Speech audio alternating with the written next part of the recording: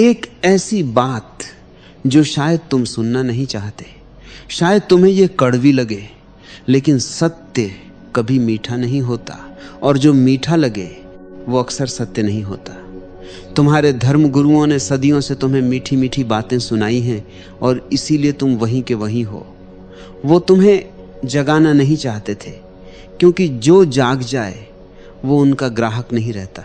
आज मैं तुमसे कर्म के बारे में बात करूंगा, उस अटल अटूट अखंड नियम के बारे में जो न किसी की सुनता है न किसी को माफ करता है, जिसे न तुम रिश्वत दे सकते हो, न धोखा दे सकते हो, न चकमा दे सकते हो, जो बस है, जैसे गुरुत्वाकर्षण है, जैसे आग जलाती है, जैसे पानी नीचे बहता है। और मैं चाहता हूं कि आज जब तुम यहां से जाओ तो तुम्हारे भीतर कुछ बदल जाए, कोई एक बात घर कर जाए, कोई एक बीज पड़ जाए होश का, जागरूकता का, क्योंकि यही एकमात्र चीज है जो तुम्हें बचा सकती है। लोग समझते हैं कि कर्म एक न्यायालय है जहां कोई बैठा है जो तुम्हारे पापों की फाइल देखता है और कहता है ठीक है, इसने बहुत दान किया है, बहुत तीर्थ किए हैं, इसे माफ कर दो। ये बिल्कुल गलत है। ये तुम्हारे पुजारियों ने, तुम्हारे मौलवियों ने, तुम्हारे धर्म गुरुओं ने तुम्हें समझाया है ताकि तुम उनके पास आते रहो, उनसे माफी दिलवाते रहो और वे अपनी दुकान चलाते रहे। लेकिन मैं तुमसे कहता हूं, कर्म एक नियम है, एक अंधा नियम। अंधा इसलिए नहीं कि वो नहीं देखता, अंधा इसलिए कि वो भेदभाव नहीं करता। वो नहीं देखता कि तुम हिंदू हो या मुसलमान, गरीब हो या अमीर, शिक्षित हो या अनपढ़, ब्राह्मण हो या शूद्र। वो बस काम करता है चुपचाप, निर्मम, अविचल, जैसे आग। आग से पूछो, मैं बहुत धार्मिक आदमी हूं, मैं रोज मंदिर जाता हूं, मैंने हजारों रुपए दान किए हैं, क्या तू मुझे नहीं जलाएगी? आग हंसेगी, आग कहेगी मेरा काम जलाना है, तू कौन है, तूने क्या किया, ये मेरी समस्या नहीं। ठीक यही कर्म है।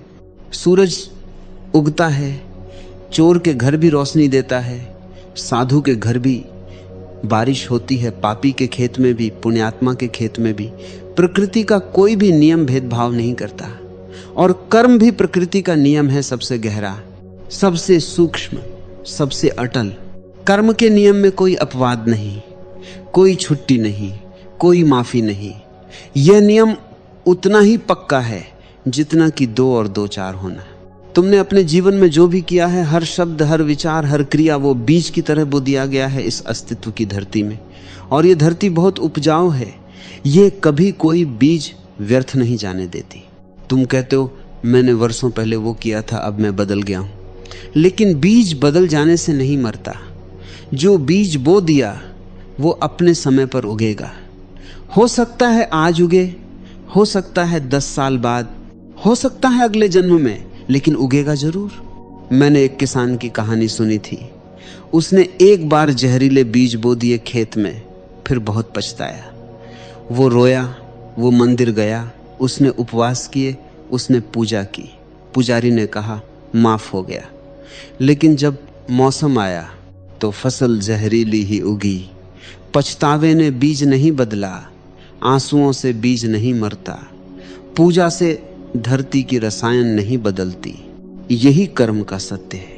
ये कोई दंड नहीं, ये कोई बदला नहीं, ये बस गणित है, सरल, स्वच्छ, निर्दोष गणित। 2 और 2 4 होते हैं।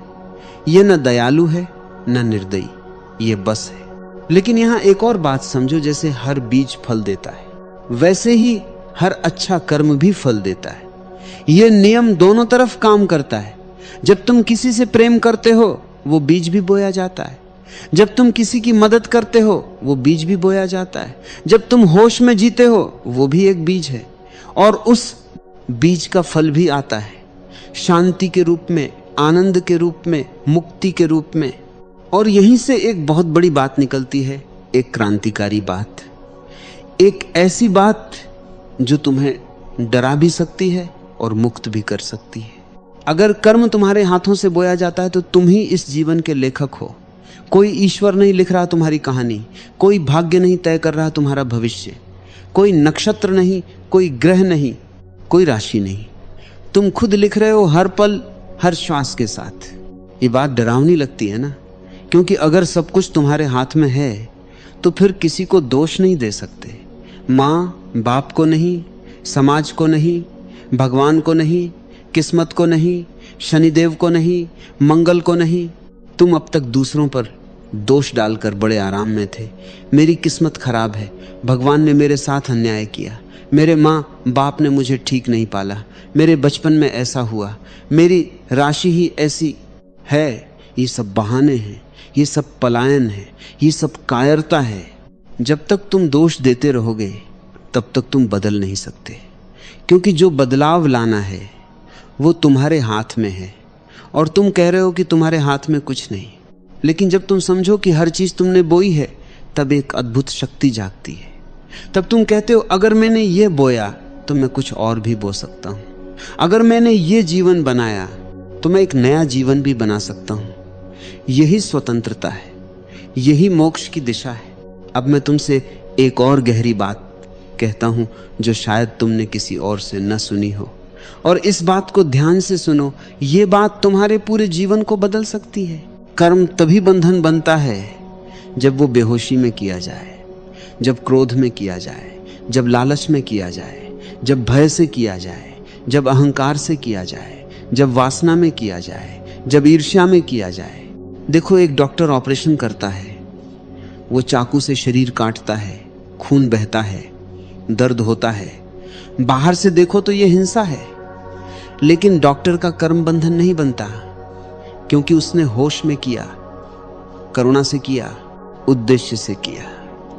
उसकी नीयत थी ठीक करना, और एक हत्यारा वो भी चाकू से काटता है। बाहर से देखो तो शायद वैसी ही क्रिया है, लेकिन उसका कर्म बंधन बन जाता है, क्योंकि उसने क्रोध में किया, बेहोशी में किया, अहंकार में किया। नियत थी नष्ट करना। कर्म की गुणवत्ता बाहरी क्रिया से नहीं तय होती, भीतरी चेतना से तय होती है। वही कर्म जो एक के लिए बंधन बनता है, दूसरे के लिए मुक्ति का मार्ग बन सकता है। जब तुम पूरी जागरूकता से जीते हो, जब तुम हर पल होश में होते हो, तो कर्म करते हुए भी कर्म का बंधन नहीं बनता। यही गीता का संदेश है, निष्काम कर्म। यही बुद्ध का संदेश है, सम्यक कर्म। यही मेरा संदेश है, होश पूर्ण कर्म। निष्काम कर्म का अर्थ है फल की इच्छा के बिना कर्म। यह कोई पलायन नहीं है कर्म से, यह कर्म का सर्वोच्च रूप है।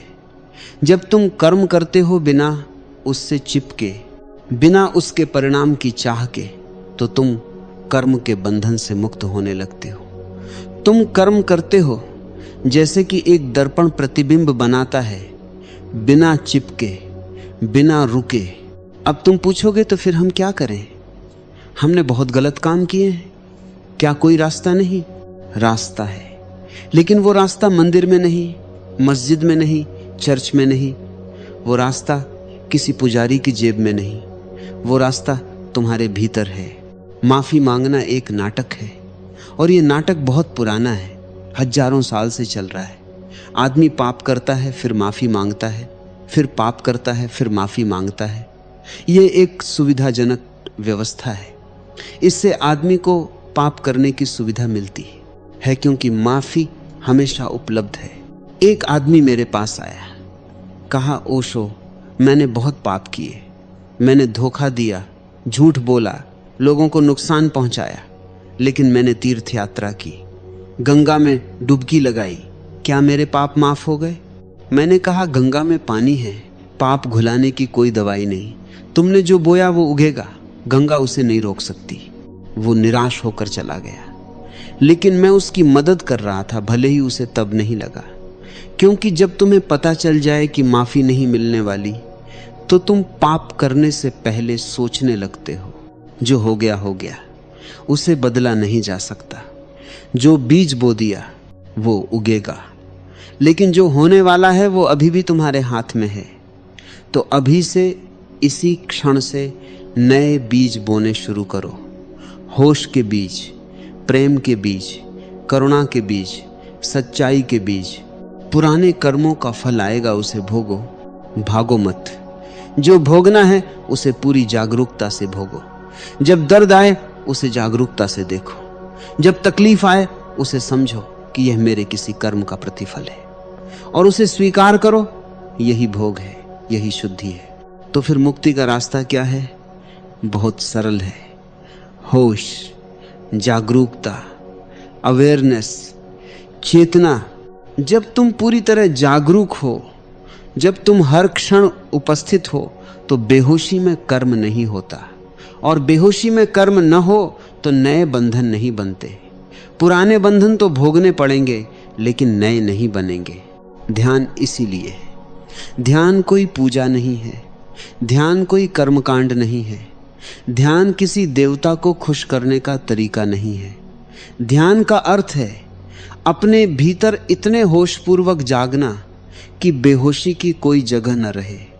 अपने विचारों को देखना, अपनी भावनाओं को देखना, अपने कर्मों को देखना पूरी जागरूकता के साथ। जब तुम क्रोध में होते हो और अचानक तुम्हें होश आ जाए कि मैं क्रोध में हूं, तो उस एक पल में क्रोध आधा हो जाता है। जब तुम लालच में होते हो और अचानक देखते हो अपने लालच को, तो लालच की पकड़ ढीली पड़ने लगती है। जब तुम भय में होते हो और उस भय को पूरी जागरूकता से देखते हो, तो भय की जड़ें हिलने लगती हैं। यही जादू है होश का। होश में बेहोशी जीवित नहीं रह सकती। जैसे दीपक जले तो अंधेरा टिक नहीं सकता। लेकिन ध्यान रखो, होश का अर्थ दमन नहीं। होश का अर्थ यह नहीं कि तुम क्रोध न करो, कि तुम दांत पीस कर बैठे रहो। होश का अर्थ है देखो, बस देखो। क्रोध आए देखो, भय आए देखो, लालच आए देखो। इस देखने में मैं, इस साक्षी भाव में एक रसायन है जो सब बदल देती है।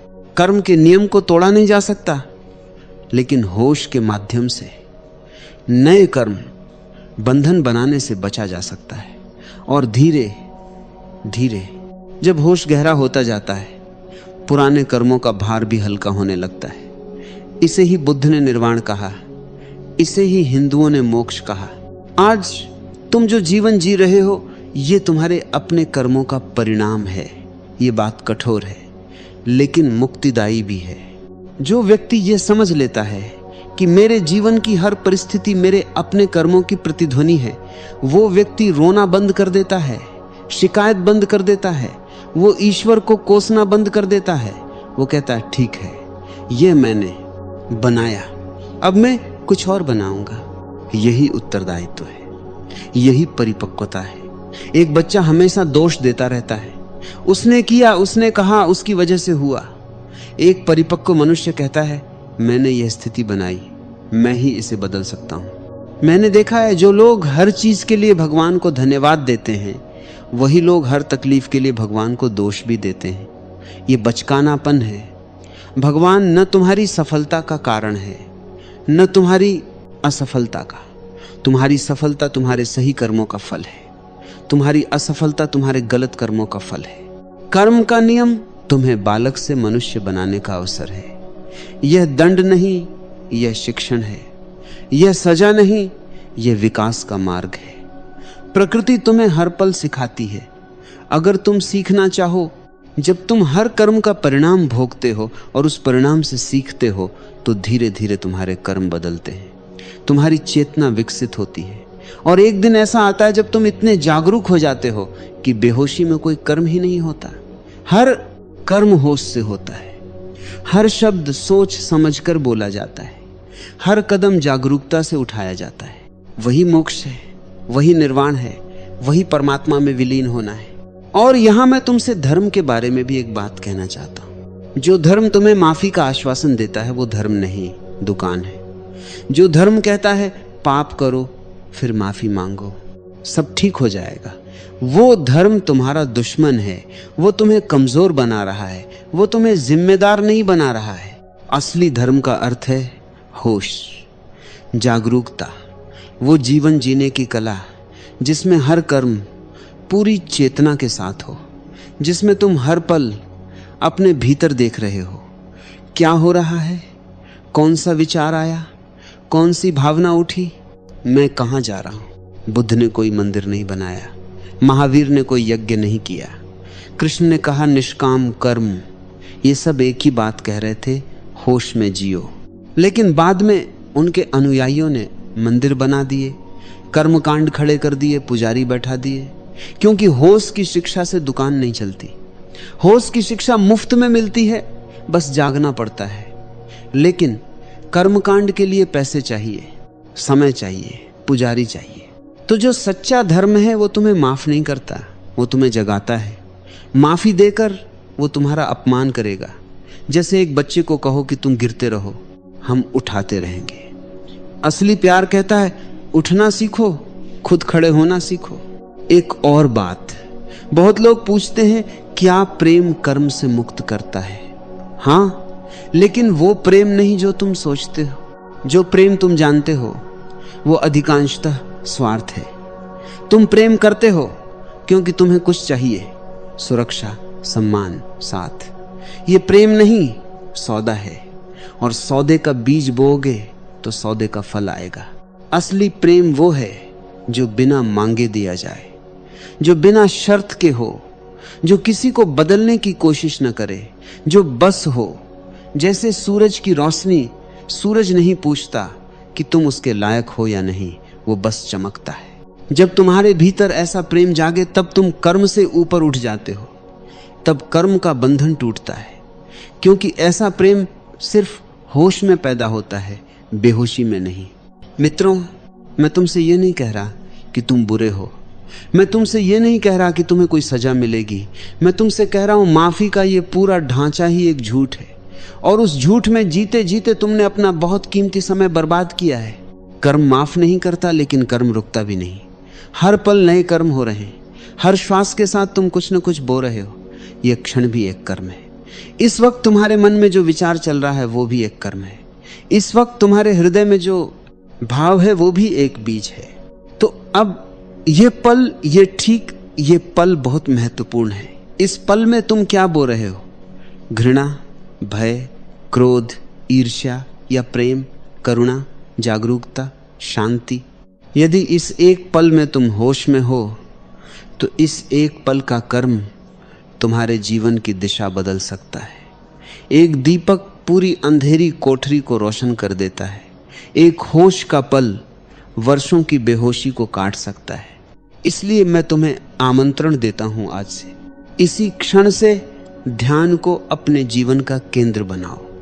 अपने हर कर्म को होशपूर्वक करो, अपने हर शब्द को जागरूकता के साथ बोलो, अपने हर विचार को देखो जैसे एक दर्शक नाटक देखता है। न चिपको न भागो, बस देखो। कर्म माफ नहीं करता, लेकिन होश तुम्हें कर्म से मुक्त कर सकता है।